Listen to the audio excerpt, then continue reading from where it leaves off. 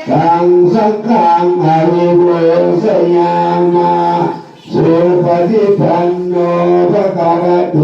สาวกสังโฆสังฆังนะมา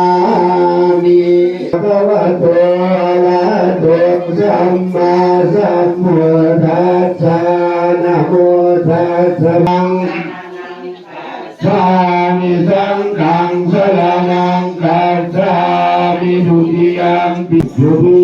ปิสังฆังสรณังคัจฉามิตติยัมปิพุทธังสัสสามิตติยัมปิสังฆังสรณังนะโมตัสสะภะคะวะโตอะระหะโตสัมมาสัมพุทธัสสะนะโมตัสสะ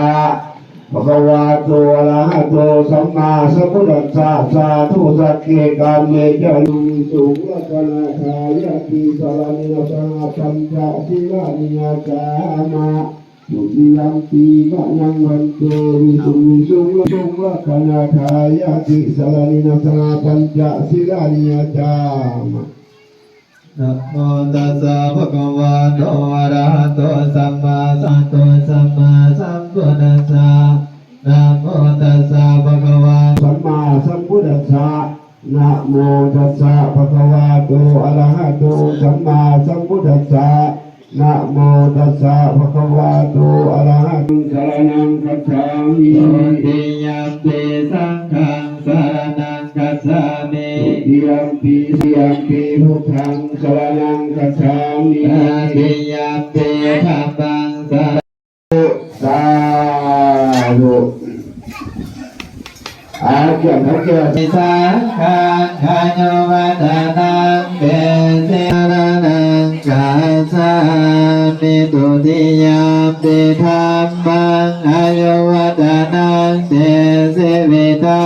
งนังสรณังคัจฉามิตุติยัมปิสังฆังขโยวัฏนังเปเสวิตังบทที่สามเป็นทั้งเจ้าเลย นังสรณั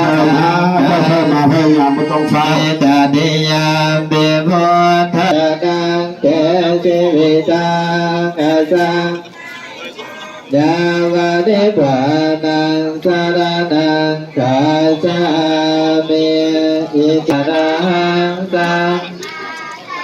วัตเวสาจารณะสัมปันโนสุขโตโลกวิโตอนุตติอัตถกตาวาจันโนอาทินาดิเนสารเตปะตะ นี่แม่นพิธีใส่บาตรอยู่บ้านนาคืนเมืองน้ำซึ่งเป็นบ้านเกิดของข้าพเจ้าเป็นเวลา40 กว่าปีท่านผู้ชมจึงได้โค้งกลับมา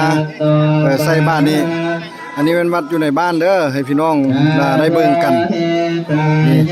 สำหรับมื้อนี้จะมีบรรดาเกือบว่าหมดบ้านพุ่นล่ะเนาะคือว่าเป็นบุญเอาเข้าประดับดินเพิ่นคือว่าแถวนี้เป็นที่นิยมกันในมื้อวันศีลดับ9ค่ำจะมีผู้คนมาใส่บาตรในตอนเช้าอย่างหลวงหลายเอาประเพณีแต่ละท้องถิ่นให้พี่น้องได้เบิ่งกันอันนี้เป็นโซนผู้เฒ่าผู้แก่เพราะว่าวิธีใส่บาตรเพิ่นนี่แม่นถือว่าให้ผู้ชายใส่ก่อนนะเพิ่นยังถือแบบอันเก่าอยู่เนาะผู้ชายก่อนเพิ่นว่าผู้ชายเป็นใหญ่แล้วผู้ชายใส่ก่อนหลังจากนั้นจึงไปหาผู้เฒ่าผู้แก่ของผู้หญิงถ้าว่าเป็นผู้ชายเราจะเป็นลูกเล็กเด็กน้อยก็ถือว่าyang muda disebut kelanjutan hindoi itu yang enggak yang pun kalian